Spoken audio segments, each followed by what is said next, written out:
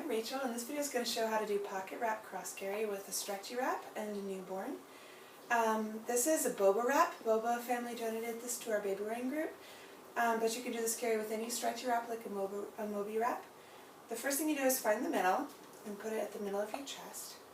Then you hold that with one hand, and with the other hand reach behind you and take each tail up and over your opposite shoulder. So I'm going to do the same thing again. Hold this center part and bring this tail up and over my next shoulder. And the secret to working with a stretch wrap is to get it really snug before you even put in your baby. So the first thing I'm going to do is take these two tails and put them through this little horizontal pass. And then I'm going to really snug this up. So it's a little bit loose here. I'm going to take these two tails and pull them straight down, nice and tight, so that this is tightened. And then this part here is a little loose still. That's where we're going to get head support for the baby. So I'm going to pull the inside toward my neck and down to tighten that. Same thing over here and down. Okay, so now I have this part really very snug. Two tails here that are pretty neat, and it's fairly well spread across my back. Alright, now I'm going to take these two and I'm going to cross them a little bit above my belly button, because when I hold my newborn, her bottom lands just a little bit above my belly button. And I'm going to tie that for now in a half knot in the back. I'll make it a double knot later. So now I'm going to take this horizontal thing and push it down. I'm going to take my hands inside of here like prayer hands, make a little room there, and then I'm going to come over here and hold my baby. Sweetie. Alright. Now to position a newborn, when you pick them up, they pretty much take the perfect position right when you hold them. So if you look at her, she's got her knees higher than her bottom. Her legs are making this little M shape.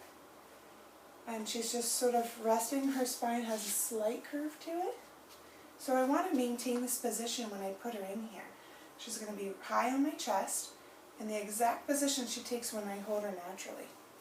So I'm going to put one hand in here, and I'm going to take this little leg and put it through that. Same thing over here. Take this little leg and put it through the second one.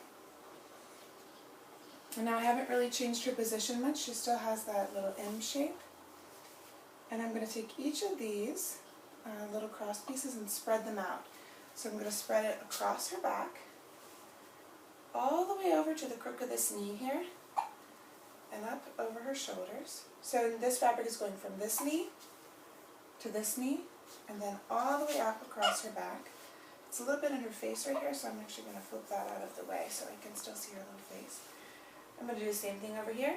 I'm going to take this fabric all the way across to this knee and nice and high on her back so that it's going from one knee to the other knee. And then I'm going to take it and kind of tuck this fabric up and in between us a little bit so that she'll hold that M-shaped position and her legs won't start to slide down. And the next thing, I'm going to come back to this little horizontal piece, bring that over her little feet, and spread that up all the way to about the bottom of her ear. And the excess that's here gets tucked up and in between us. Kind of helps her hold her little M shape. So you can see her legs are out. If you could see, her knees are actually up here and her bum is down here. And then as far as the position of her head, she's high enough that I can easily kiss her.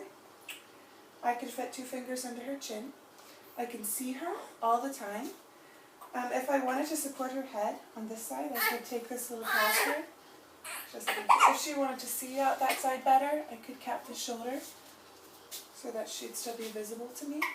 And then you want to check that this is snug enough. This should be really snug. So if you press against your baby and they move closer to you, it's too loose. If they're lower so that you can't easily bend down and kiss them, then it's too loose. And the last thing I would do then is make this into a double knot. The carry ends here, so it's fine to tie at your back. If that's too much fabric for you and it's bothering you, You can come back around and tie in the front.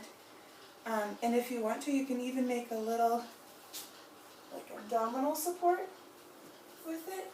If it's that long, kind of pull it snug across, and then tie that again in the back, and then you have kind of a comfortable belly support that you can spread out a little bit.